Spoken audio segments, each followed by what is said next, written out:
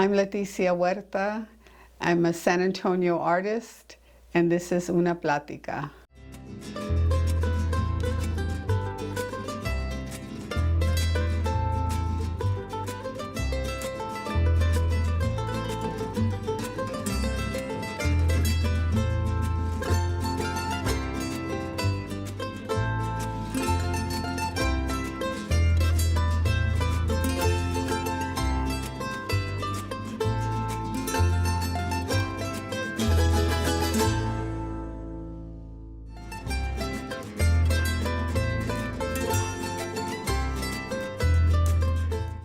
I think my dad was the first one, and he didn't do it deliberately, but more by what he did. He was an art student at Lanier many, many years ago, and was in their art program, won many competitions, and I saw him paint when I was very small, maybe about 3 or 4, and he was painting a watercolor, and I just thought it was like magic. And so that was my first inspiration, but he really didn't want me to be an artist. He wanted me to be a doctor. And so other people that influenced me in that regard were teachers. My art teacher at Hardendale High School was very complimentary, I suppose, but also just taught us a lot. And my sisters, my older sister, who started studying art before I did, and I thought that what she was doing was so much more interesting than what I was studying, which was pre-med.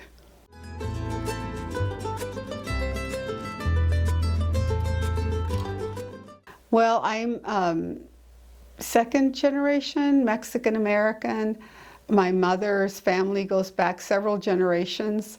But my dad was born in Mexico, and his family was even more connected to the culture.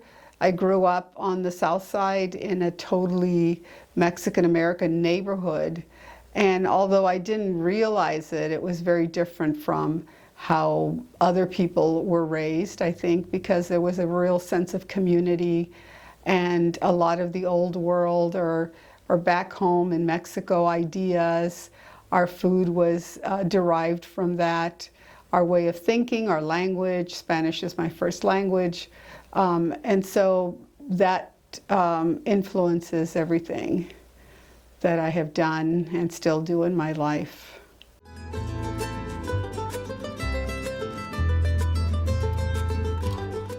Oh, yes, for sure.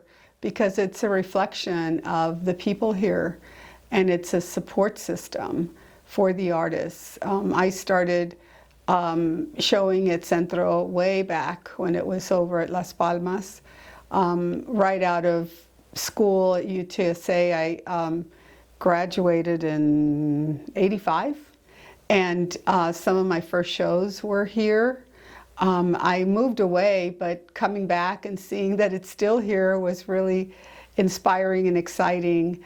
And although I've been out of touch with the arts community in San Antonio, because I ventured off into public art, I occasionally come to an exhibit and have always enjoyed being here, even though I haven't really been showing that much of my work, my studio work.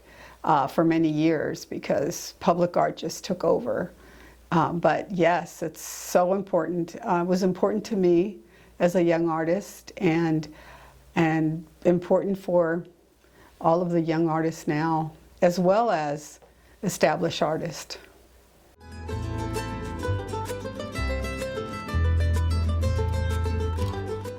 I think the Virgen exhibit, I haven't shown here in many, many years, and I came recently to an exhibit with a friend and was really excited to see everything that was going on here, and thought that it was time to get back into it, and into it meaning the exhibiting part of doing work.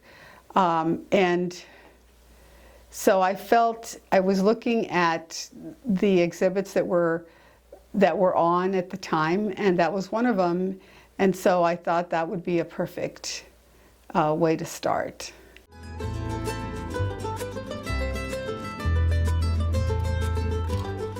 Well, I enjoy the diversity. I went to UTSA back in '85, and then I taught there for a few years from about 2000 to I think 2004, and got to know UTSA from two different levels. One is as a student, and then as a professor, or not really a professor, but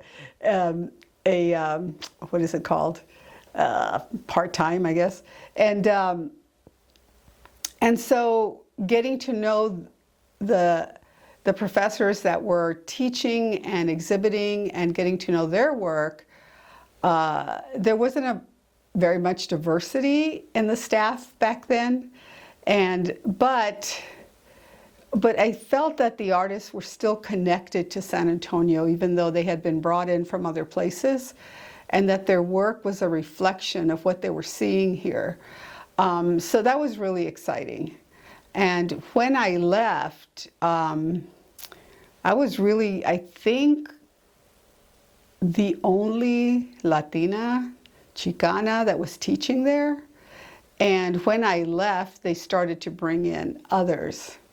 And so I felt that that was a real improvement, because the student body reflected that they needed that. And so, I saw things change from when I was a student to when I was teaching, and now after.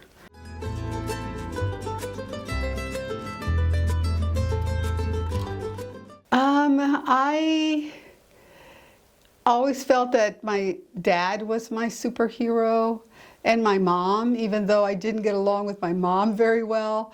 But the way that she was as a woman, a very strong person. She was a pecan sheller. She was there during the time that they were fighting for rights. And she always felt that a woman needed to have her own life, her own source of income, and not rely on a man as a person that can't do anything without a man, And so, to me, my parents were that. As far as art figures, I don't know that I think of anybody in terms of being a superhero. I have had a lot of influences, a lot of really helpful professors along the way that sometimes guided me through like 2 years of grad school, or maybe just said one thing to me that was life-changing. And but not one person in particular that I can point to and say, that person was my superhero, except for my parents.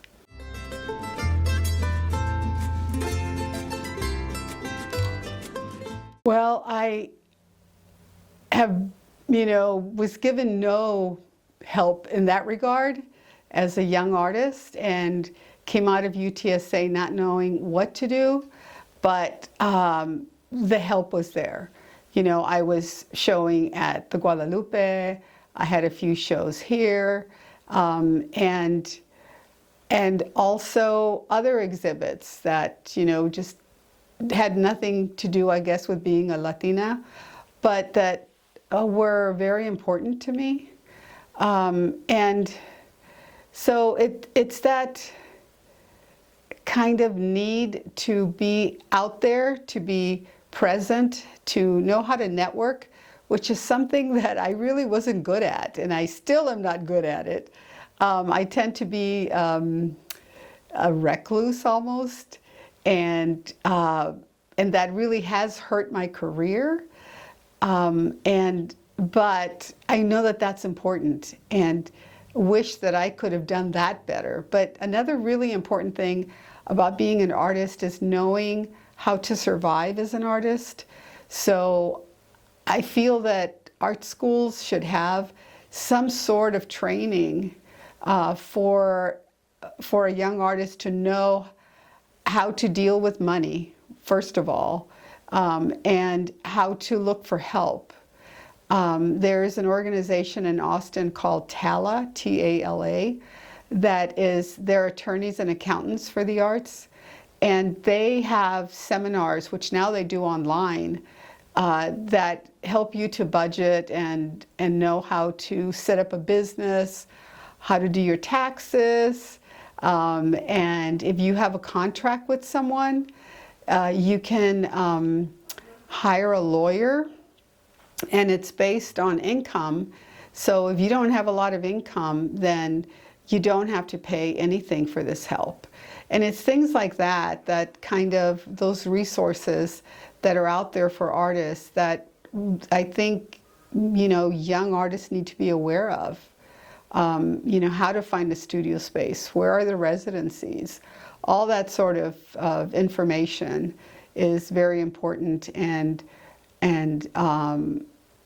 one needs to seek that. And as far as the work is concerned, is to just always stay honest with your work. The work needs to come from you, if that's what you're after. I mean, if you're after a commercial type of art career, well, that's different. But if you're doing art for a higher, I guess, reason, then staying true to what you're doing is important. And at some point, an audience will be there for it, even if it's not, easy to get a large audience at first. So for the past 10, maybe almost 15 years now, I've been working primarily as a public artist here in San Antonio and in other places, Texas and Arizona, California, Charlotte, North Carolina. But anyway, I feel that doing public art is a very important part of my career. I stumbled into it in grad school, and I didn't realize it until later. Other artists made comments saying that, oh, you're a sellout. You're not doing your own work. And that made me feel really bad about what I was working on at the time. But as time has gone on, I feel that even though, yes, I'm working for another entity, sometimes it's a city, sometimes it's a transit system, very rarely is it an individual. I don't like to do those type of commissions, but you have to take into consideration what the community there needs, and what the idea needs to be to relate to that space. And so a project here in town at University Hospital, I was commissioned to work on the outside of the building, the entrance, the main entrance into the hospital. And it's hard to see, but there was a garden here. They've knocked it down now and they've turned it into another building. But there was a healing garden there that I named after my mom, Fidela's garden, that had to do with all the healing plants she had in her garden and that she raised us with. So in every instance, I try to insert my culture and what it means to grow up in that environment. And then there's plants here in the concrete. And also there are some blocks of limestone where, again, healing plants. And I had also proposed putting some text on a wall as you walk up into the front of the hospital that said "Sana, sana, colita de rana." And, but the architects didn't want me to mess with their wall. And so I was really sad about that. But in the end, they put it over at the Robert B. Greene on the floor in terrazzo. And it's even better there. So I've also learned that sometimes when something doesn't work out the way you think it's going to, it ends up being even better. So it's on the children's ward at the Robert B. Greene, which is like the perfect place for something about healing and what your grandma would say to you when you'd fall and hurt yourself. Another project in Phoenix that is a transit system, always trying to find ways to, again, talk about the culture. And I was told that this plant was a very beloved plant in the area, and it's the Mexican bird of paradise. So I chose that as the plant that's cut into the metal here. to form a shade screen, but also as a, an element that can be observed in the shadows and as you look at it. So a lot of my public art is that way. I worked in Fort Worth, another project that was over by Cowtown at the downtown area. And I thought, why did they hire me to do this? But it was adjacent to a neighborhood that was very, very Latino. I'm not sure whether they were Mexican completely. I don't think so. I think it was a mixture of people. And so I had 3 bridges to work on. And one of them, I used the embroidery that the Mexican cowboys would wear during their rodeos. On another bridge, I used the work that was engraved into belts. And on the 3rd bridge, the handkerchiefs. That was more subtle, but I used my image and my husband's in sort of this oval kind of sideways pose of a cowgirl and a cowboy. And so, that was really just my knowing that we were Mexicans, But so anyway, I think that in spite of sometimes feeling that, oh no, she's doing public art, I feel that I continue to talk about the same things that I did in my private work, and continue to do so now. I'm going back into the studio because I have more time. I'm slowing down on public art because it is very difficult work, and I'm just going back to where I left off, but with new ideas about where I am in my life at this point. This is a series I'm working on right now, mixed media. This paper I made, so many years ago at the Southwest School of Arts and Crafts, I think it was called back then. I got a residency to make paper, so I made a bunch of paper. And I had started working with this image that had another meaning, but now is about that end of life, kind of stage, and the regeneration of the body or anything that dies, a plant, an animal, a person, and how we become part of the earth again, and I guess become part of the greater good.